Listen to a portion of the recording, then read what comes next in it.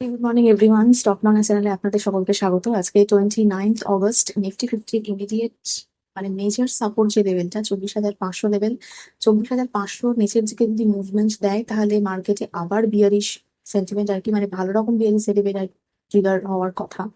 মনে হয় না 24,500 নিচের দিকে আরো কিছু মার্কেট মুভ করবে। আজকে গিফট নিফটিও ফ্ল্যাট টু পজিটিভ ওপেনিং এর সিগন্যাল দিচ্ছে। তো দেখা যাক কিরকম কি মুভমেন্ট আজকে মার্কেট দেয়। 24,600 700 এগুলো রেজিস্ট্যান্স লেভেল থাকবে। ব্যাংক নিফটির ক্ষেত্রে 53,800 লেভেলটা নিচের দিকে সাপোর্ট লেভেল, আর উপরের দিকে 54,320 50 400 লেভেল উপরের দিকে রেজিস্ট্যান্স। সেন্সেক্সের ক্ষেত্রে 80,050 লেভেলটা নিচের দিকে সাপোর্ট, আর উপরের দিকে 80,586 600 এই লেভেলটা ইমিডিয়েট রেজিস্ট্যান্স হিসেবে কাজ করছে। আজকে যদি আমরা গ্লোবাল মার্কেটও দেখি, সেক্ষেত্রে মোটামুটি মোটামুটি পজিটিভ ক্লোজ দিয়েছে। ইউএস এর যে জিডিপি যেটা এসছে সেটা ভালো এসছে। ফোরকাস্ট ছিল 3.0, এসছে 3.3%। তো ভালো নর্মালাইজ হচ্ছে আবার ব্যাপারটা, যেটা মাইনাসে চলে গেছিল সেটা। কিন্তু তার জন্য মার্কেটে খুব একটা এফেক্ট নেই। মার্কেট এখন ওয়েট করছে সেপ্টেম্বরে রেট কাটের জন্য। যদি রেট কাট হয় ওটা একটা বড় নিউজ হবে এবং তার জন্য মার্কেটে বড় মুভমেন্ট দেখা যেতে পারে। আজকে ইন্ডিয়ান মার্কেটে দেখা যাক, আমার তো মনে হয় না 24,500 নিচেও ইন্ডিয়ান মার্কেট আজকে নামতে পারে। দেখা যাক এরকম কি মুভমেন্ট দেয়। এছাড়া আমরা যে ইন্ডিয়ান কোম্পানিগুলোকে দেখছি, টেক্সমাকো, আরভিএনএল, তাদের আমরা জয়েন্ট ভেঞ্চার দেখছি রেলের মডার্নাইজেশন করার জন্য, এক্সপোর্টের কিছু উন্নতি করার জন্য তারা জয়েন্ট ভেঞ্চার করছে। তো ফোকাসের মধ্যে রাখতে পারেন।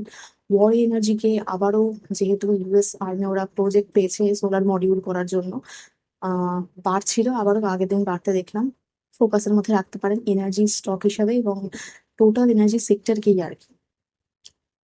এছাড়া পাওয়ার গ্রিড কর্পোরেশন, সেখানে আমরা দেখছি কর্ণাটকাতে একটা ট্রান্সমিশন প্রজেক্ট জিতেছে রিনিউয়েবল এনার্জিকে আরো বুস্ট করার জন্য। তো ফিউচারে অনেক স্কোপ আছে, আপনারা স্টাডি পারপাসে এটাকে রাখতে পারেন। এনার্জি সেক্টর তো থাকবেই, মানে শর্ট টার্মের ক্ষেত্রে বলছি না, লং টার্মের জন্য অবশ্যই রিনিউয়েবল যে এনার্জি সেক্টরগুলো সেগুলো আপনাদের ফোকাসে রাখতে হবে, স্টাডি করতে হবে। এছাড়া আজকে আমরা রিলায়েন্সের এজিএম মানে মিটিং দেখবো দুটোর সময় থেকে। অবশ্যই একটা সিগনিফিকেন্ট কোম্পানি আমাদের ইন্ডিয়ান মার্কেটের জন্য, এটার একটা বিশেষ গুরুত্ব আছে এই মিটিংটার। তো আপনারা ফোকাসে রাখবেন, দেখবেন যে কি কি ফিউচার আউটলুক থাকবে। জিও নিয়েও কিছু ওরা কথা, জিও ফাইন্যান্স নিয়ে বলতে পারে। তো অবশ্যই এটা ফোকাসে রাখবেন। এছাড়া A23 রামি, যে অনলাইন গেমিং যে কোম্পানি, সেই অনলাইন গেমিং কোম্পানিকে আমরা দেখছি যে অনলাইন বিলের এগেনস্টে ওরা কিন্তু মানে আপিল করেছে, তার হিয়ারিং রয়েছে 13 অগস্টে। সেটাকে দেখতে হবে যে কি নিউজের পরবর্তীকালে আপডেট হয়। এছাড়া HFCL কোম্পানিটার ক্ষেত্রে আমি দেখছি 102 কোটি টাকার অর্ডার পেয়েছে ইন্ডিয়ান আর্মি থেকে, ফোকাসে রাখতে পারেন। আর এছাড়া কটনের যে ইনপুট ডিউটিটা ইন্ডিয়া কমিয়ে দিয়েছিল, কারণ টেক্সটাইল সেক্টরকেই মানে একটু সাহায্য করার জন্য, যেহেতু ওদের এক্সপোর্টের ওপর একটা বিশাল বড় ট্যারিফ পড়ে গেছে। তো সেই জন্য সেটাকে এক্সটেন্ড করেছে 31শে ডিসেম্বর পর্যন্ত, যে ইম্পোর্ট ডিউটিটা ফ্রি করে দেওয়া হয়েছে। সেটা ইন্ডিয়ান গভর্নমেন্টের ক্ষেত্রেই মানে ইন্ডিয়ান গভর্নমেন্টের একটা সাপোর্টিভ মেজার, যেটা আমরা বলতে পারি, যে ডোমেস্টিক কোম্পানিগুলোকে সাহায্য করার জন্য। এছাড়াও ইন্ডিয়ান গভর্নমেন্ট বলেছে যে পরের দিকে এই ট্রাম্পের ট্যারিফ কে মোকাবিলা করার জন্য অনেক কিছু তারা মানে নিতে পারে, অনেক কিছু সাপোর্টিভ মেজার্স নিতে পারে। তো দেখা যাক নেক্সট আমরা কি কি নিউজ টিউজ পাই এটার ক্ষেত্রে। এছাড়া জিএসটি ন্যাশনালাইজেশনের জন্য আমরা যে শুনছিলাম, আম, একটা কথা, আরো একটা নিউজ শোনা যাচ্ছে সোর্সের মাধ্যমেই আর কি, যে ইলেকট্রিক্যাল ভেহিকেলে যে 5% ট্যারিফ থাকতো, আহ সেখানে মানে প্রত্যেকটা ইভিতেই থাকতো। এবার ইভি যাদের একটু লাক্সারি প্রোডাক্ট, যে ইভি গুলো রয়েছে, তাদের ক্ষেত্রে শোনা যাচ্ছে যে 18% জিএসটি নাকি করা হবে। জাস্ট শোনা কথা, এখনো পর্যন্ত কিছু, আগে মিটিংটা হোক, 3-4 মিটিং রয়েছে সেপ্টেম্বরে, তারপরে কি হয় না হয় সেটা মানে ফাইনাল নিউজ আমরা জানতে পারবো।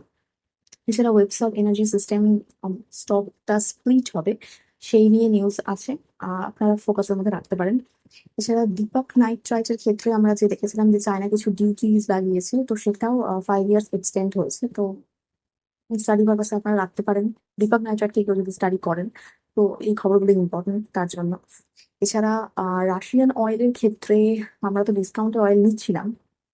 এবার ট্রাম্পের ট্যারিফ চাপানোর সত্ত্বেও, মানে মেনলি তো ট্যারিফটা রাশিয়ান অয়েলের সাথে, মানে রাশিয়ার সাথে ডিল হচ্ছে বলেই, সেই জন্য সেক্ষেত্রে আমরা দেখছি যে 10 to 20% যে ইম্পোর্ট আর কি সেটা আরো বাড়ানো হচ্ছে আর কি। সেপ্টেম্বরে বাড়ানো হবে। যে রিলায়েন্স কোম্পানি রয়েছে, নায়ডা কোম্পানি রয়েছে, তারা আরো বাড়াবে, এটার খবর রয়েছে। দেখা যাক কি করে।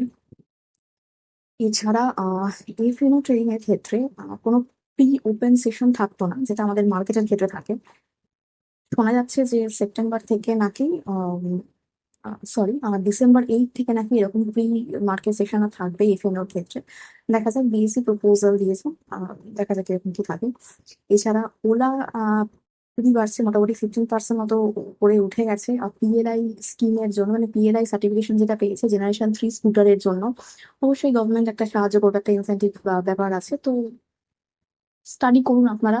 ওনার এইরকমই কোনো কন্টিনিউয়েশন নেই, মানে বিজনেস এর ক্ষেত্রে বিজনেসটা যদি ভালো করে হয় তাহলে সবটাই ঠিকঠাক আছে। গভর্নমেন্ট হেল্প করলেও তো সেভাবে সবটা হয়ে যাচ্ছে না, বিজনেসটা তো আগে দেখতে হবে যে কিভাবে কি করছে। তো আপনার স্টাডি পারপাস রাখতে পারেন অবশ্যই। এছাড়া আদানি টোটাল গ্যাসকে আমরা আগের দিন পড়তে দেখলাম, সেটা এফএনও মার্কেট থেকে তারা এক্সিট নিচ্ছে। আদানি এই সমস্ত বাকি কোম্পানিগুলোর উপরে আপনারা স্টাডি পারপাসে রাখতে পারেন, তবে খুবই ভোলাটাইল আর কি।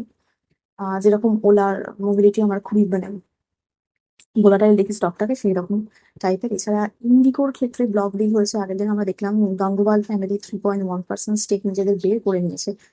7,027 কোটির একটা স্টেক আর কিছু বের করে নিয়েছে। ইন্ডিগোতে আমরা পরপর প্রমোটার সেলিং দেখেই যাচ্ছি।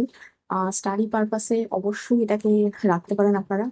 তো এই রয়েছে ইন্ডিয়ান মার্কেটে, মানে সেই রকম কোনো পজিটিভ নিউজও নেই। হ্যাঁ, রিলায়েন্সের মিটিং সেটাও দুটোর পর রয়েছে, কিরকম কি হয় না, কতটা আর মার্কেটকে টানতে পারবে। এছাড়া বাদ বাকি সেরকম কোনো পজিটিভ নিউজ মার্কেটে ভাবে নেই। হ্যাঁ, 50% ট্যারিফের জন্য, মানে যা মার্কেটকে আমরা পড়তে দেখলাম সেটা ট্রাম্পের 50% ট্যারিফটা পড়েছে, তাতে অনেক সেক্টরই এফেক্টেড হচ্ছে, সেই জন্যই পড়তে দেখছি। এবার 24,500 নিচে আজ কোনো মুভমেন্ট মার্কেট দেয় কিনা দেখা যায়। আজকে আমি ভিডিও এখানেই শেষ করছি।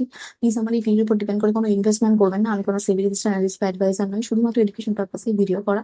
দেখা হচ্ছে নেক্সট ভিডিও।